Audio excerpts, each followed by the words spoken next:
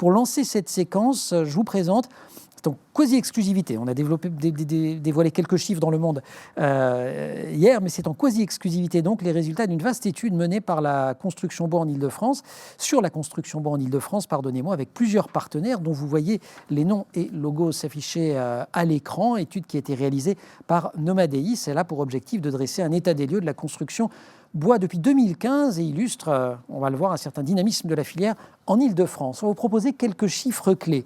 Le premier, c'est le chiffre 2, il faut le faire précéder du signe de la multiplication. C'est la croissance de surface de plancher de construction bois x2 entre 2015 et 2020. Si on creuse un petit peu ce x2, cette croissance du marché de la construction, elle est particulièrement marquée entre les années 2016 et 2017, et ça s'explique notamment par une forte hausse de la production de logements, mais également par l'augmentation de, c'est un cycle que j'ai appris, de la SDP, la surface de plancher moyenne par projet. Elle a, elle aussi, doublé entre 2015 et 2020. Chiffre suivant, c'est 4, et il faut rajouter un pourcentage juste après. 4%, c'est la part de marché de la construction bois en Ile-de-France en moyenne sur la période 2015-2020. On est un tout petit peu en dessous de la moyenne nationale, enfin un tout petit peu. On est significativement en dessous finalement, parce qu'elle est de 6%, donc il faudrait monter de 50% pour l'atteindre. On regarde là encore le détail sur le territoire francilien, production hétérogène, avec Paris, vous le voyez, en tête avec 7% de la surface de plancher construite sur la période 2015-2020. La Seine-et-Marne, 6%, la Seine-Saint-Denis, 5%. Encore deux graphiques.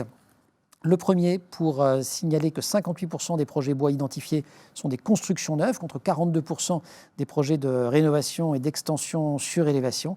Et un dernier chiffre, quelques derniers chiffres, on va en tenir 51%, qui est la part des logements majoritaires dans les projets bois identifiés, suivis de près par les projets d'établissements recevant du public, les bureaux et autres équipements. Dernière séquence, je vous ai promis, des architectes. Alors, ils m'ont déjà rejoint tous les trois sur le plateau. Je vais les saluer tous les trois immédiatement. Et puis Philippe, on va commencer ensemble. Philippe Chiambaretta à mes côtés, qui est architecte et urbaniste, fondateur de PCA Stream.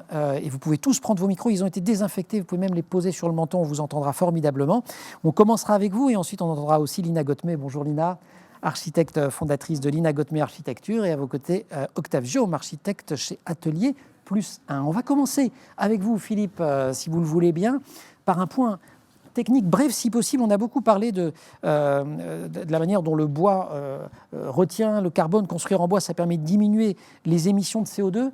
Alors, on le comprend dans la forêt, parce qu'on a tous l'image des feuilles qui respirent, qui récupèrent ce qui ne va pas. Mais dans un bâtiment comme celui dans lequel on est, comment ça fonctionne ? En quoi c'est plus écologique que s'il y avait du béton autour de nous ?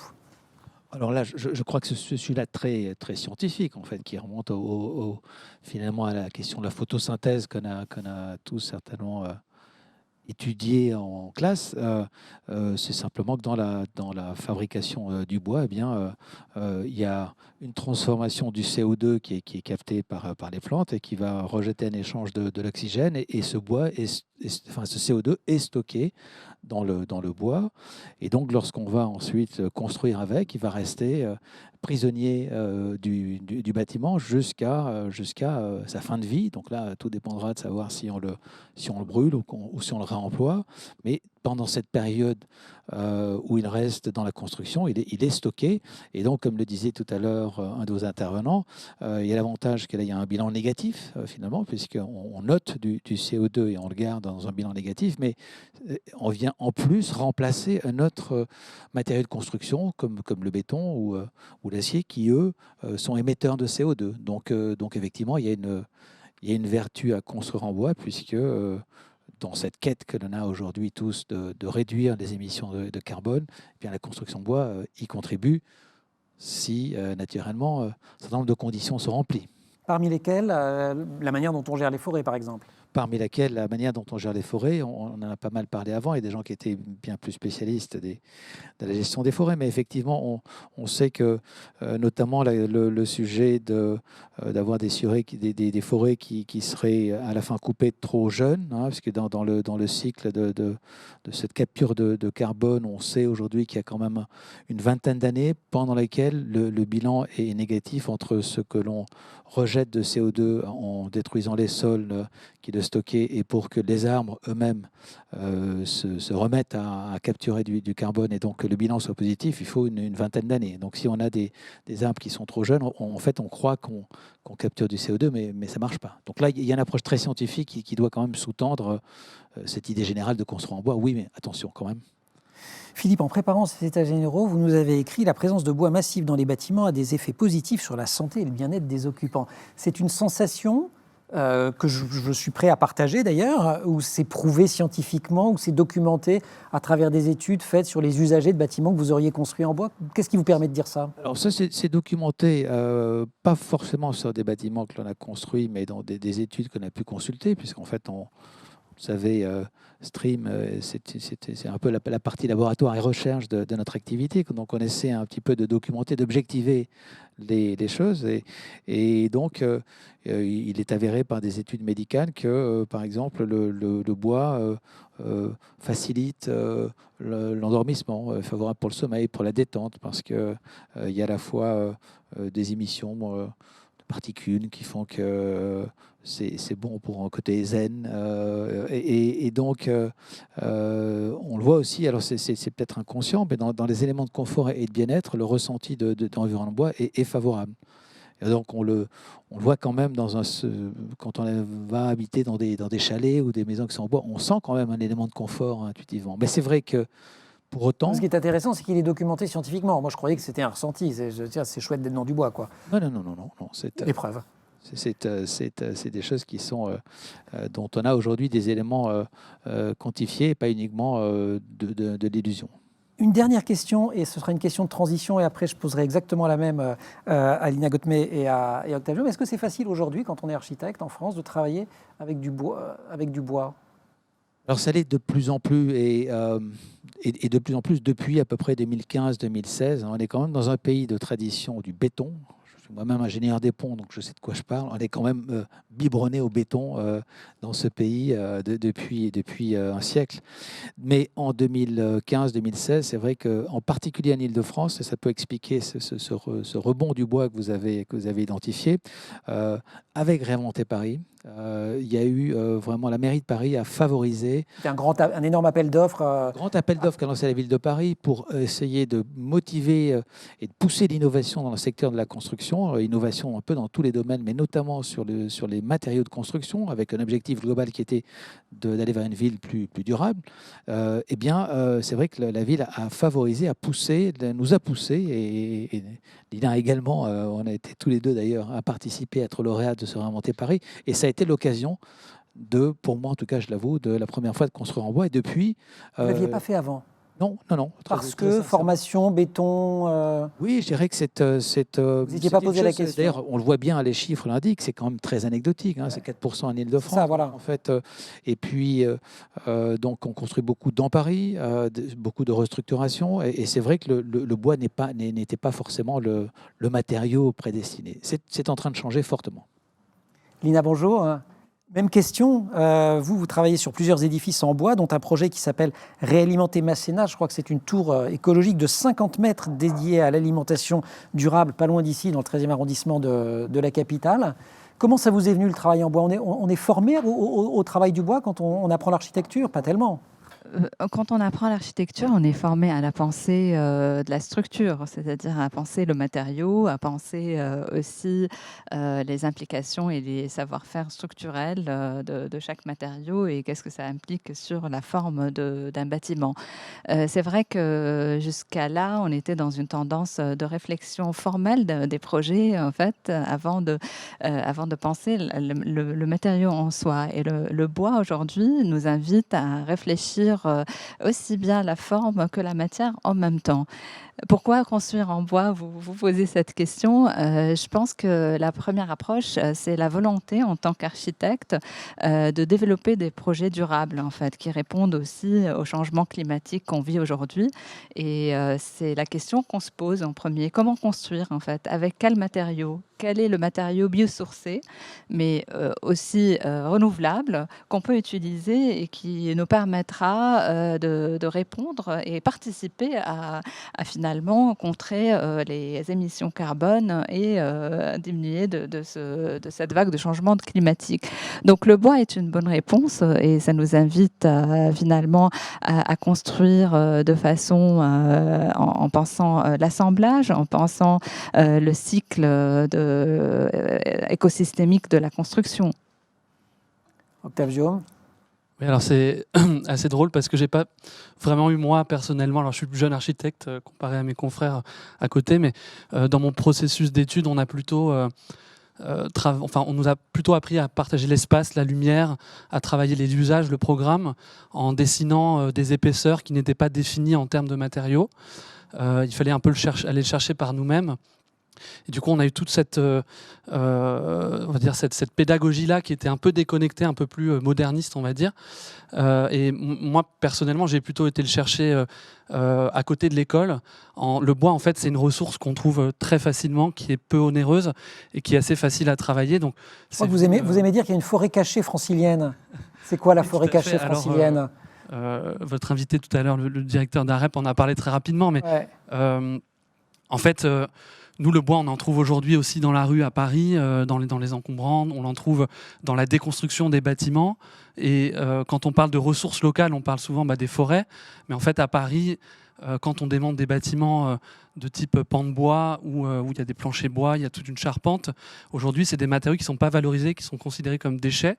Où moi, j'ai beaucoup d'entreprises de déconstruction qui me disent on s'en sert comme bois de chauffage, alors que c'est du chêne centenaire qui a de très très bonnes propriétés de construction. Et en fait, nous, on vient piocher cette matière-là qu'on revalorise, qu'on considère autrement, parce que en fait, finalement, c'est un matériau qu'on peut trouver très facilement. Il suffit juste de le retransformer et d'adapter notre projet à cette ressource-là. Lina Gottmet, vous disiez dans un entretien que vous avez eu la gentillesse de nous donner au Monde que, en même temps, on a perdu certains gestes pour travailler le bois. Il faut réapprendre. Oui, en fait, c'est-à-dire que justement, en continuité de ce que vous disiez, Octave, on était dans une vague il y a une décennie, en fait, et qui s'est produite jusqu'à il y a 10 ans encore, sur la production architecturale un peu formelle, en fait, qui va au-delà de la matière. C'est-à-dire que on voyait des gestes formels architecturaux, et après, qu'est-ce qu'on va faire, comment on va construire ce qu'on est en train de dessiner. Aujourd'hui, la réflexion s'inverse. On pense aux ressources avant tout. En pensant par exemple au bois, la forme du bâtiment se transforme quelque part complètement. Donc on est amené à penser à l'assemblage, à penser aux détails de la construction, au vivant en fait, à ce matériau qui a lui-même aussi des capacités, des forces, etc. Mais si on prend l'exemple, mettons de la tour Masséna, alors oui. Qu'est-ce qui aurait été différent, par exemple, si elle avait été faite, mettons en béton, je prends le béton? La tour Masséna, c'est une tour gradinée. Elle est construite avec une structure poteau-poutre, des planchers bois. Et là, justement, c'est une structure mixte parce qu'on a un noyau qui est en béton. Donc, on a cette mixité structurelle. Il y a aussi, donc c'est une structure qui est assez légère parce que aussi on se retrouve sur un souterrain où il y a un passage de métro. Donc, on est capable de construire plus léger sur ces fondations-là. La forme en soi, je pourrais construire la même forme ici, forcément en béton aussi, mais peut-être l'utilisation de la matière, elle serait différente, elle serait moins intelligente, moins précieuse d'une certaine façon. Donc avec le bois aussi, il y a cette réflexion de désassemblage du projet. Donc on pense aussi le cycle complet du projet. Philippe Cambaretta, est-ce que dans votre façon d'être architecte, des choses ont changé? Donc depuis 2015, vous dites, j'ai découvert le bois, enfin j'exagère peut-être un petit peu, mais en tout cas, vous avez vraiment été incité, notamment par ce programme, à prendre en main cette question. Pour la construction bois, tout à fait, je crois. Et alors, qu'est-ce qui a changé? Qu'est-ce que vous faites différemment? Si vous voulez, la prise de conscience dans le domaine de l'architecture et puis de la société en général, de ce changement monde dans lequel on est, d'un seul coup, cette prise de conscience des enjeux climatiques, de l'extinction de la biodiversité, qui maintenant est au cœur, et nous, en tant qu'urbains, on est au cœur de ce problème-là. Donc ce sujet-là a démarré bien avant. Il a été pendant une dizaine d'années d'abord focusé sur l'énergie. Donc on nous a parlé beaucoup de bâtiments, de diminuer la consommation énergétique des bâtiments pendant 10 ans. Et depuis 5-6 ans, on en est venu à aborder un sujet plus complexe, c'est celui des matériaux.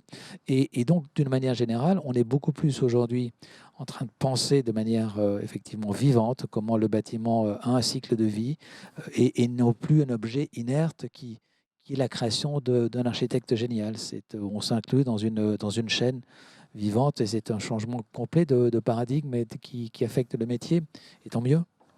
Octavio, une dernière question, et ensuite je vais vous passer la parole par le truchement de Joséfa Lopez et vous interagirez ainsi avec les personnes qui nous regardent. Il y a aussi des enjeux sociaux autour de toute cette transformation-là. Alors il y a des enjeux d'emploi, on l'a vu, avec notamment en France un tissu, en Ile-de-France, pardon, un tissu industriel moribond pour dire les choses, mais plein de belles possibilités finalement pour fabriquer de l'humain, fabriquer du social autour du bois.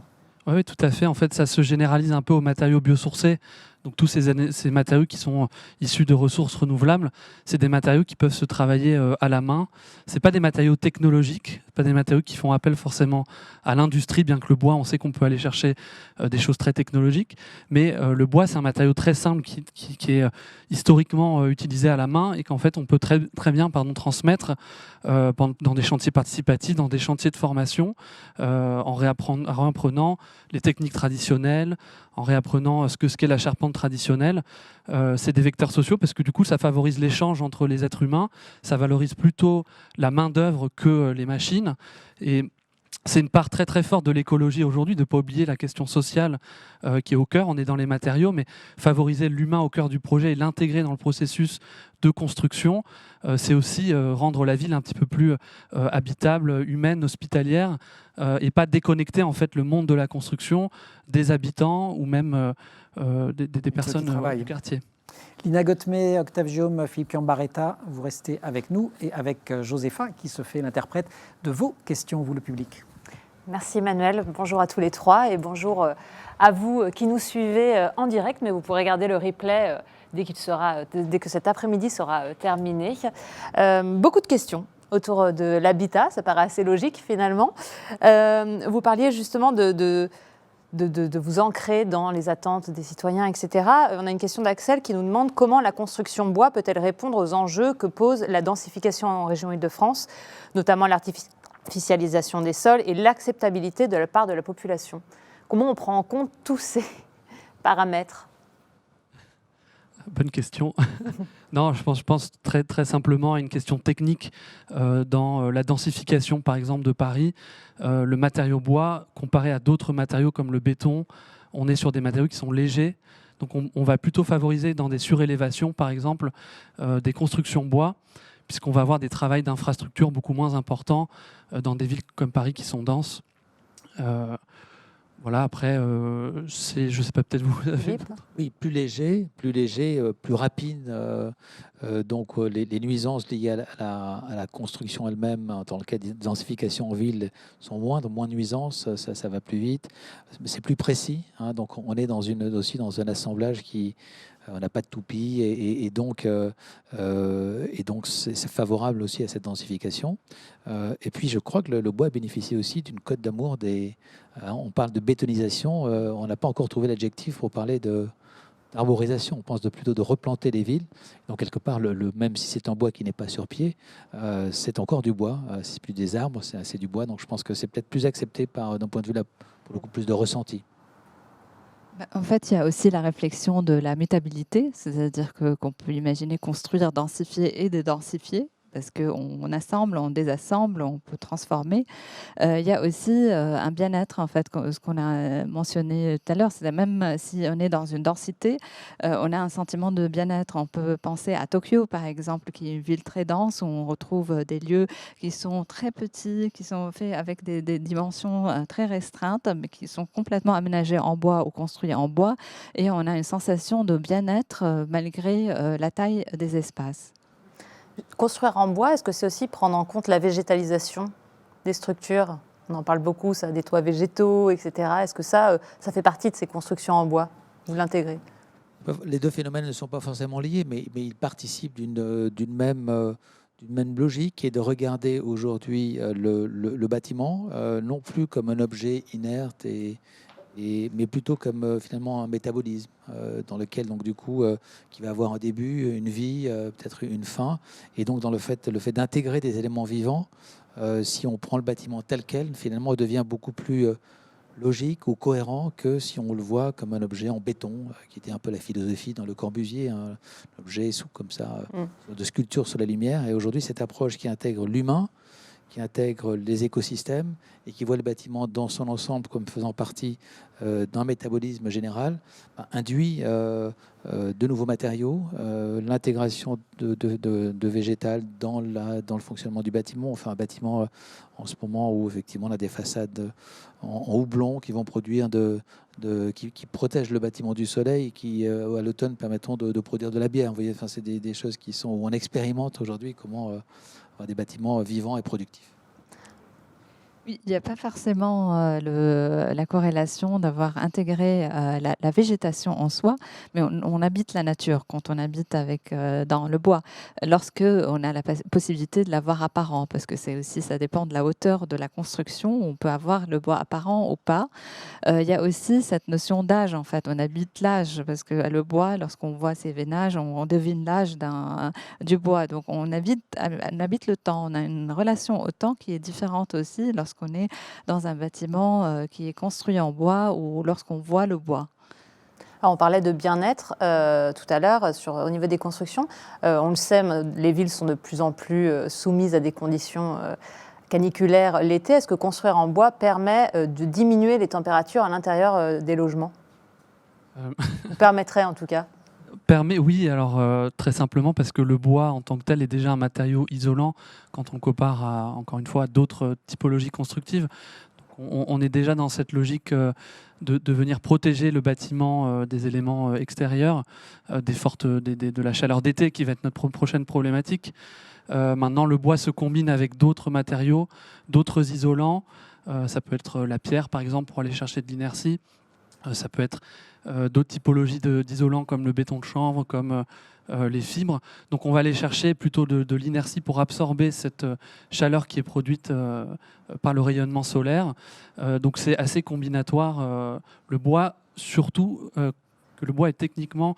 il va favoriser les échanges aussi hydrométriques qu'on va avoir dans les bâtiments, ce que ne va pas forcément faire par exemple le béton, qui est un élément beaucoup plus étanche, et où dans une logique d'un bâtiment en béton, on va, avec de la mécanisation, avec des machines, extraire notre humidité, l'air, la température, la ventilation du bâtiment. Dans le bois, en fait, les parois vont respirer d'elles-mêmes.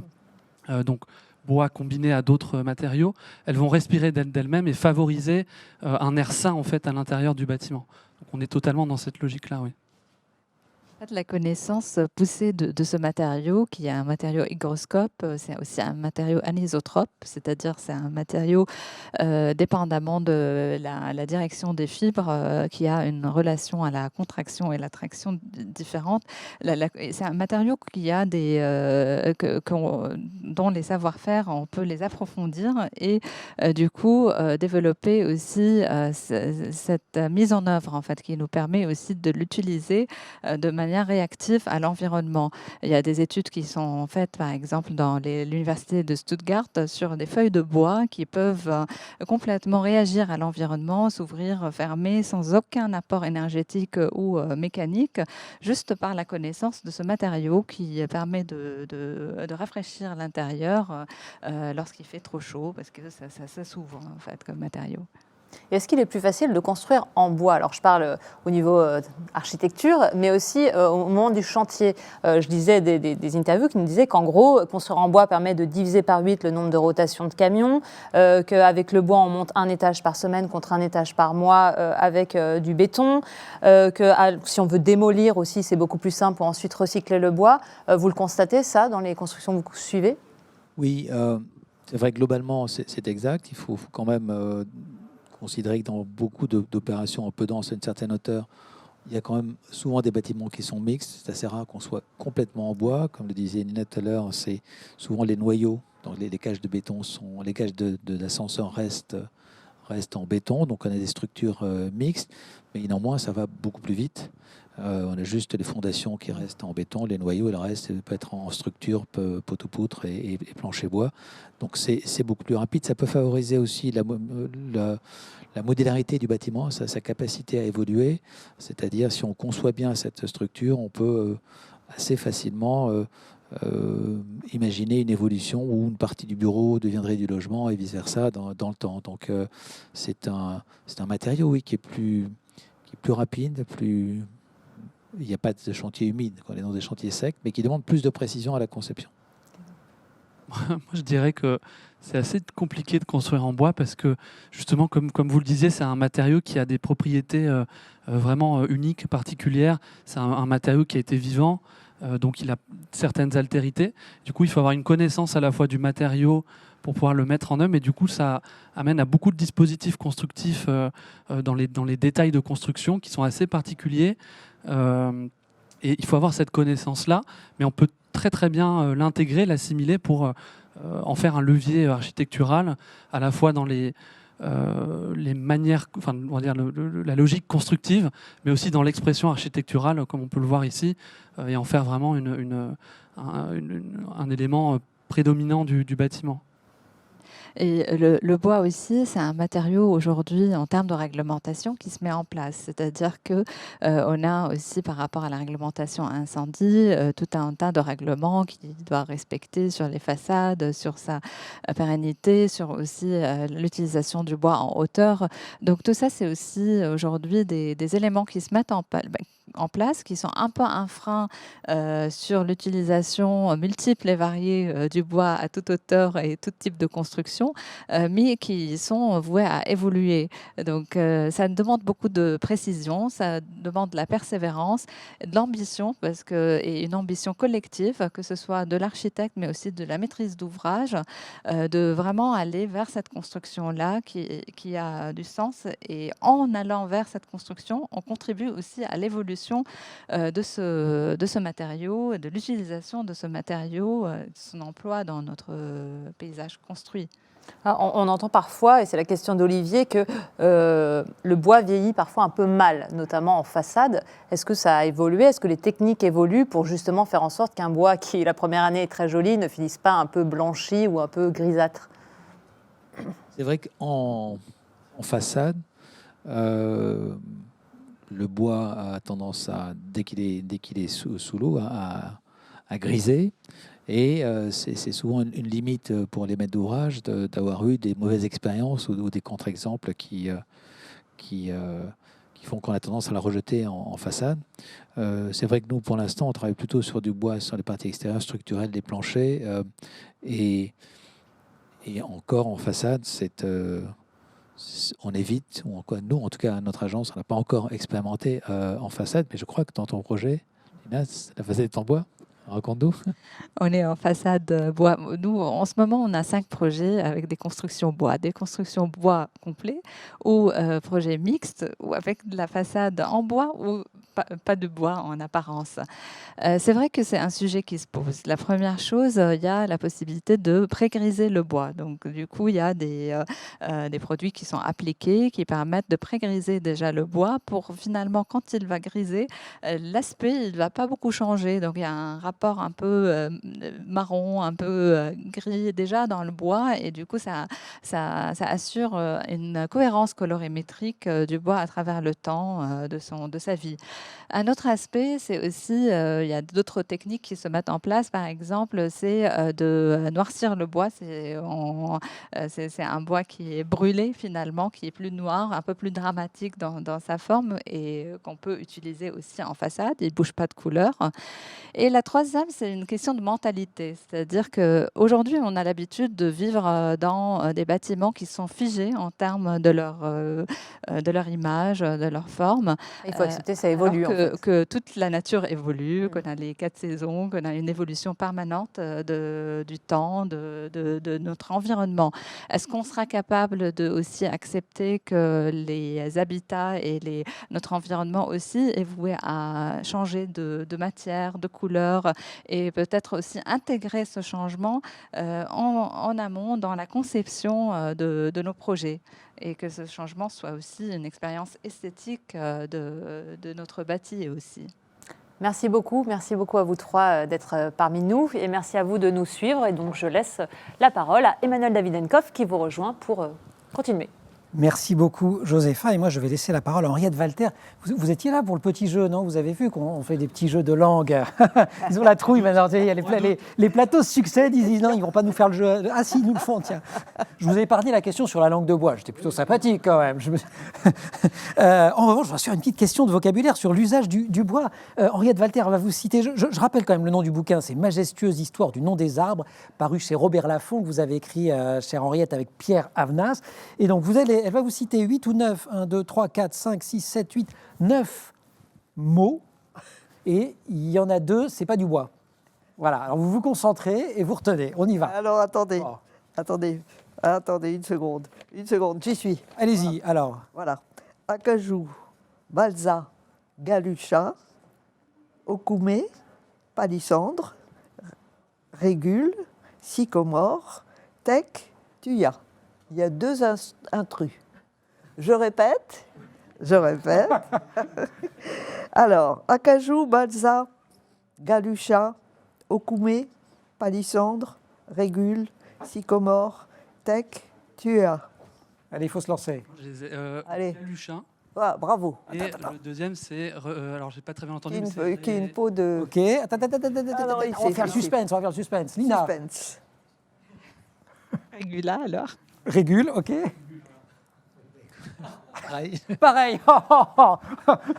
Alors, Bien joué. Non, mais d'accord, c'est de bonne guerre. voilà, très bien. très Alors, bien. on- Alors, le galucha, c'est la peau de certains poissons qui sont qui permettent de gainer des bois, des objets, des meubles, des trucs comme ça.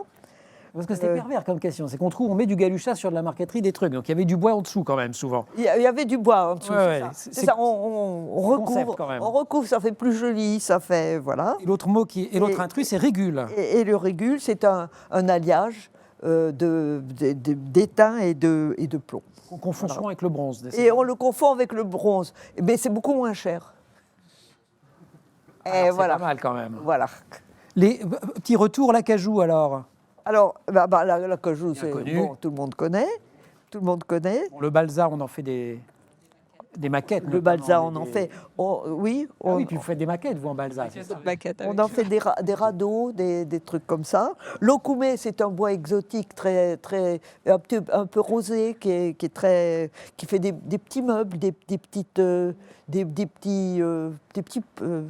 petits tabourets, des trucs comme ça. J'en ai un chez moi. Ah bah alors, Voilà. Donc palissandre. Est-ce que vous avez des panneaux en palissandre chez vous? Voilà, le palissandre, j'ai peut-être quelque chose en palissandre, Ah. mais c'est plusieurs espèces de bois, donc voilà. Le sycomore, c'est une espèce d'érable, C'est une particularité physique. et le bois très dur, très dur. Le tech. Le teck, comme le teck d'ailleurs, qui est très dur, mais il a une autre qualité, il est imputrescible, ce qui fait qu'il fait souvent, on le met souvent sur les bateaux. Voilà. enfin, Ensuite, le thuya. thuya, c'est un bois précieux et qui est réputé pour la fabrication des meubles de grande qualité. Il paraît que Cicéron adorait le thuya. Il y avait des meubles en thuya. Voilà, il paraît. Bon, alors il y a du. Il était riche sans doute. Il y a du. Parce qu'en fait, c'était très cher. Il y a de l'okoumé et peut-être du palissandre chez vous, et il y avait du thuya chez Cicéron. Voilà. Ah, alors le thuya, c'était dans le bois, oui, voilà. J'ai pas de thuya. Merci Et beaucoup. peut-être un arbre. Merci beaucoup, chère Henriette. Merci à On moi. vous libère pour aujourd'hui. Merci d'avoir amené Merci à quelques vous. petites éclaircies, quelques petites clairières. C'était Bon. je sais pas comment on appelle ça. Mais j'ai mis à mal nos invités. Un petit peu, oui, Un oui, peu. un petit peu. Vous avez bien aimé, non? Oui, Oui, c'est ça. merci à vous. Merci beaucoup, chère Merci. Henriette. Merci à vous, Philippe Cambaretta, Lina Gottmé, Octave Guillaume.